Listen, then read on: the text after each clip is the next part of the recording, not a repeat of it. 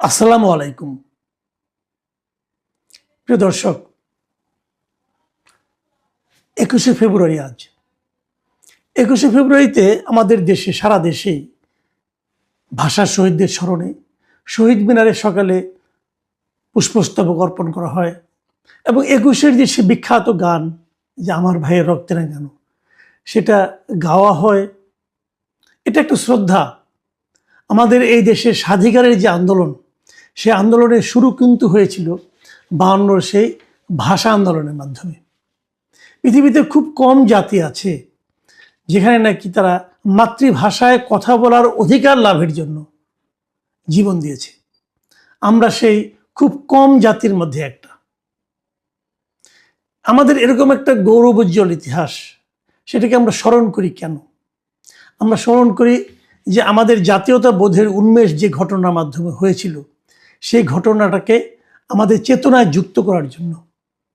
এটা আমাদের একটা গর্বের দিন, কিন্তু সেই গর্বের দিনটাকে আমরা কিভাবে উদযাপন করি, অথবা আমাদের যারা দায়িত্বপ্রাপ্ত সরকারি কর্মকর্তা আছেন তারা কি করেন, অথবা এই দিবসটাকে কেন্দ্র করে, এই দিবসটাকে পুঁজি করে আমরা কিভাবে সংকীর্ণ দলীয় মনোভাবের প্রকাশ ঘটাই।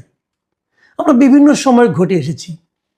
আমরা পুরো জাতি ভাষার জন্য লড়াই করেছি, কিন্তু পুরো জাতি ঐক্যবদ্ধভাবে একসঙ্গে সেই লড়াইয়ের কথা স্মরণ করতে পারি না, একে অপরকে স্মরণ করতে দিই না। এই প্রবণতা আমাদের মধ্যে আছে। যেমন একটা কথা আপনারা জানবেন, সেই 52 সালের পর থেকে এই গত 74 বছরে জামাতে ইসলামের কোনো আমির, জামাতে ইসলামের কোনো শীর্ষ নেতা কখনো শহীদ মিনারে যায় নাই। কিন্তু এবার প্রথমবারের মতো গিয়েছেন। তো এই যাওয়াটাকে আমরা কি বলবো? যখন আমাদের একজন লোক গেলেন, যাওয়ার পর আমরা কি বলবো আপনারা এত বছর কেন এলেন না? এটা কি প্রশ্ন? নাকি এবার যে গেলেন এটাকে আমরা প্রশংসা করব যে আপনারা এসেছেন, আমরা খুশি হয়েছি? এই আশাটা যেন অব্যাহত থাকে। দুটো ভার্সন কিন্তু। এত বছর তারা কেন আসেননি, এটা যেমন একটা প্রশ্ন। এখন তারা এসেছেন, এটা কি একটা প্রাপ্তি নয়? দুভাবেই বিবেচনা করা যায়। এবার জামাতে ইসলামের আমির ডক্টর শফিকুর রহমান, উনি শহীদ মিনারে গিয়েছেন, পুষ্পস্তবক অর্পণ করেছেন।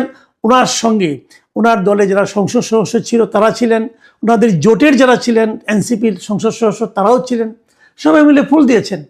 সেখানে প্রশ্ন করা হয়েছে যে আপনি এবার কেন আসলেন? ভালো, প্রশ্নটা হতেই পারে, এটা সাংবাদিকের একটা প্রশ্ন হতে পারে, কোনো সমস্যা নেই। জবাবে উনি যেটা বলেছেন সেটা হলো এরকম যে রাষ্ট্রীয় আচার হিসেবে এটা আমার দায়িত্ব, বিরোধী দলীয় নেতা হিসেবে সঙ্গীদের নিয়ে আমাকে আসতে হবে, তাই এসেছি। এই জবাবটা আমার কাছে মনে হয়েছে উনি দিয়েছেন, তো উনি যেভাবে হোক একটা জবাব দিয়েছেন। তারপরে প্রশ্ন করা হয়েছে জামাতকে এটাকে এখনো নাজায়েজ মনে করে কিনা, এবং তখন উনি একটু বিরক্ত হয়েছেন এবং বলেছেন আপনি এই প্রশ্ন কেন আজকে করছেন? এরকম একটা পবিত্র দিনে এমন প্রশ্ন না করাই ভালো। এটা বলে ওনার চেহারা যা দেখলাম আমি দৃশ্যতই, উনি বিরক্তি প্রকাশ করে চলে গেছেন। দেখেন, এই যে ঘটনাটা, এটা কিন্তু অনেকগুলো ব্যাখ্যা হতে পারে, বাট আমি যে ব্যাখ্যাটা নেব, আমি বরাবরই বলে এসেছি, এখনও বলি, আমি সবসময় চাই এই জাতি, আমাদের বাংলাদেশি যারা অধিবাসী আমরা আছি, আমরা যেন ঐক্যবদ্ধ থাকতে পারি। ঐক্যবদ্ধ না হলে এই জাতিকে আপনি অগ্রসর করতে পারবেন না। ঘরের মধ্যে ঘর বানাবেন না, ঘরের মধ্যে শত্রু বানাবেন না, ঘরের মধ্যে প্রতিদ্বন্দ্বী থাকবে, প্রতিপক্ষ থাকবে না, এটা মাথায় রাখতে হবে। তো এখানে যে জিনিসটা হচ্ছে, ওনাকে জব্দ করার একটা প্রবণতা দেখা যাচ্ছে। দরকার নেই তো। অনেকে বলছেন আমরা জামাতকে বিশ্বাস করি না, করবেন না, বিশ্বাস করতে বলে নাই তো কেউ, বলে নাই তো। আপনি আপনার নেতাকে বিশ্বাস করেন, কোনো সমস্যা নাই, কিন্তু ওনারা যে কাজটা এত বছর করেন নাই, ওটা যদি এখন ওনারা করতে শুরু করেন, সমস্যাটা কোথায়? বরং এটাকে এনকারেজ করেন, তাহলেই তো হয়ে যায়। যাই হোক, এটা আমার ব্যক্তিগত মত। এটাকে অনেকে দুঃখিত হতে পারেন, বিরক্ত হতে পারেন, হন, কোনো সমস্যা নাই। বাট আমি যেভাবে মনে করি, আমি সেই ব্যাখ্যাটা করলাম। আমি আজকে এই 21শে ফেব্রুয়ারি নিয়ে আমি কয়েকটা ঘটনার কথা উল্লেখ করব। যেমন ধরেন, এইটা হলো একটা ঘটনা। দ্বিতীয় যে ঘটনাটার কথা আমি বলবো, সেটা খুবই ভয়ঙ্কর ঘটনা। এটা হয়েছে ব্রাহ্মণবাড়িয়া 2, যে সরাইল, আশুগঞ্জ ও বিজয়নগর আংশিক এলাকা নিয়ে। এই যে সংসদীয় আসন আছে, এই সংসদীয় আসনের সংসদ সদস্য নির্বাচিত হয়েছেন ব্যারিস্টার রুমিন ফারহানা। উনি একসময় বিএনপির সঙ্গে ছিলেন, এবার তাকে বিএনপি নমিনেশন দেয়নি, উনি স্বতন্ত্রভাবে ইলেকশন করেছেন এবং বিশাল জয় পেয়েছেন। সেই রুমিন ফারহানা উনি গিয়েছিলেন সরাইল উপজেলার যে সদরে যে কেন্দ্রীয় শহীদ মিনার আছে সেখানে রাত 12:01 ফুল দিতে। নর্মালি এটাই হয় যে একটা এরকম একটা উপজেলায় ওই এলাকায় যিনি সংসদ সদস্য তিনি সবচেয়ে আগে ফুল দিবেন। ঢাকায় যেমন কেন্দ্রীয় শহীদ মিনারে যেমন রাষ্ট্রপতি এবং প্রধানমন্ত্রী ওনারা আগে সবার আগে ফুল দেন, ওখানেও কিন্তু সংসদ সদস্য সবচেয়ে আগে দেওয়ার কথা। উনি গিয়েছিলেন, উনি একটু আগেই গিয়েছিলেন, কিন্তু যখন উনি ফুল দিতে যাবেন তখন ওনাকে দিতে দেওয়া হয়নি।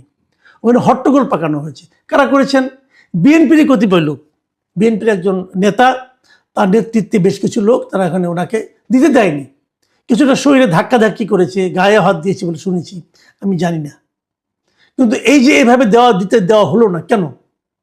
উনি এখানকার সংসদ সদস্য, আপনার পছন্দ হোক বা না হোক, উনি তো সংসদ সদস্য, তাই না? ওনার গায়ে আপনি হাত দিলেন কেন? অথবা ওনাকে আপনি দিতে দিলেন না কেন? অথবা ওনার তৈরি করে নিয়ে আসা পুষ্পস্তকে আপনি ছিঁড়ে ফেললেন কেন? বিএনপি ছেলেরাই করেছে। এটাকে বিএনপি কিভাবে ডিফেন্ড করবে? দেখুন, একটা কথা বলি, রুমিন ফারহানাকে কিন্তু কেবল সংসদ সদস্য ভাবলেই চলবে না। রুমিন ফারহানার বাড়ি ওখানে ব্রাহ্মণবাড়িয়া। ওনার পিতা হলো এমন একজন ব্যক্তি যিনি নাকি ভাষা আন্দোলনের সঙ্গে সরাসরি জড়িত। যে দু একজনের নাম আপনি উচ্চারণ করতে পারবেন, তার মধ্যে রুমিন ফারহানার পিতা একজন। রুমিন ফারহানার পিতা মিস্টার অলি আহাদ, উনি ভাষা আন্দোলনের সরাসরি সম্পৃক্ত ব্যক্তিদের একজন।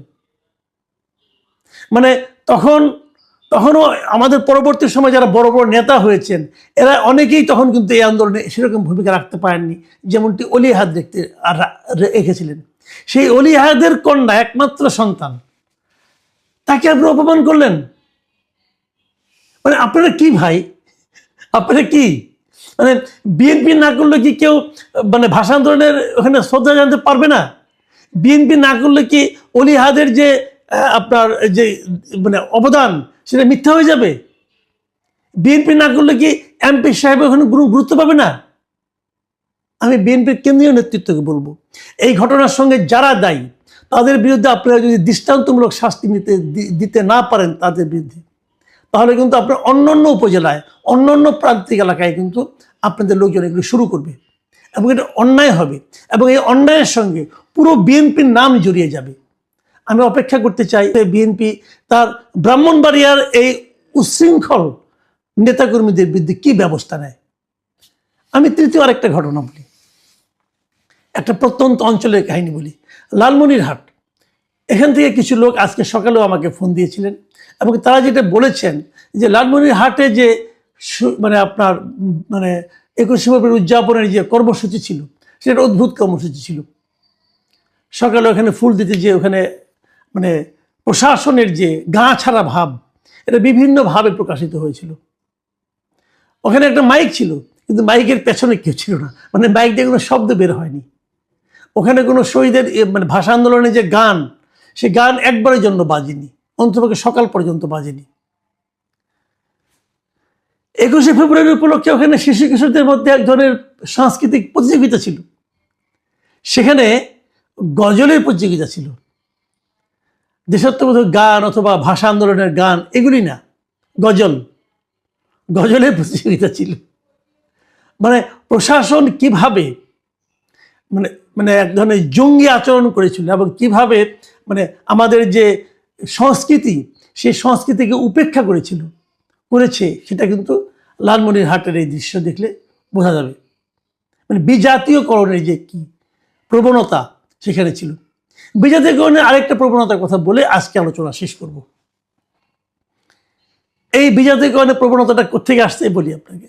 আমাদের বিখ্যাত মিস্টার শফিকুল আলম, বিখ্যাত মানুষ, অথবা কয়েকদিন আগে বিখ্যাত ছিলেন, এখন যে কোনো মানুষ যেভাবে বলেন না কেন, উনি ছিলেন ডক্টর ইউনূসের প্রেস সেক্রেটারি।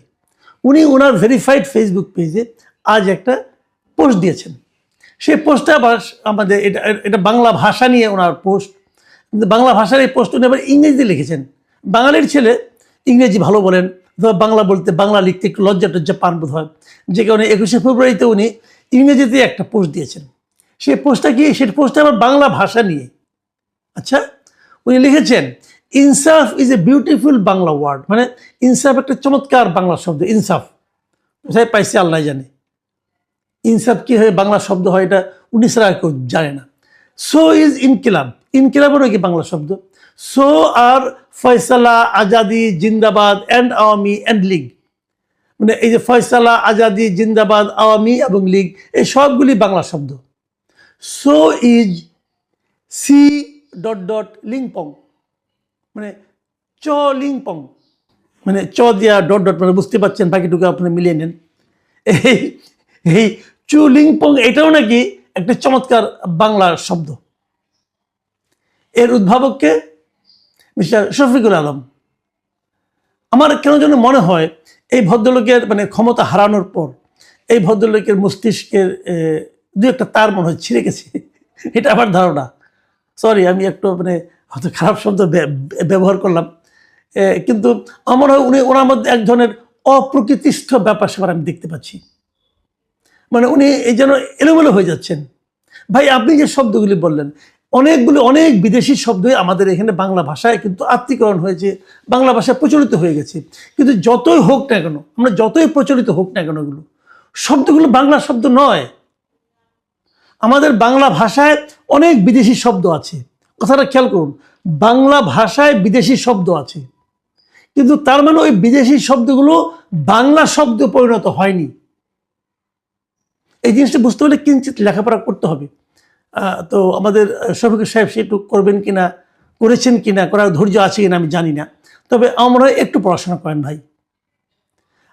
প্রত্যেকটা ভাষায়, পৃথিবীর প্রত্যেকটা ভাষায় বিদেশি শব্দের মিশ্রণ থাকে, বিদেশি